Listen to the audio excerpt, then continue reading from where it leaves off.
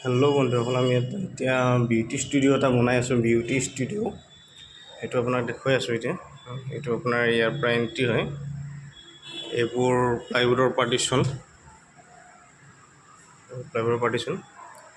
এইটো এটা আপোনাৰ ইয়াতে বিউটি পাৰ্লাৰ মাছাজ চাছাজ গোটেইখিনি বস্তু ফাৰ্নিচাৰ অনা হৈ গৈছে।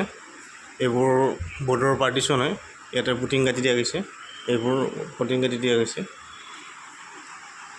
এইবোৰ আপোনাৰ ইয়াতে গ্লাছ আৰু এখন গ্লাছ লগাব আছে তাতে এনেকৈ।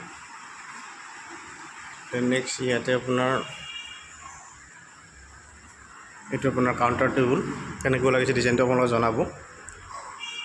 তাৰপিছত আপোনাৰ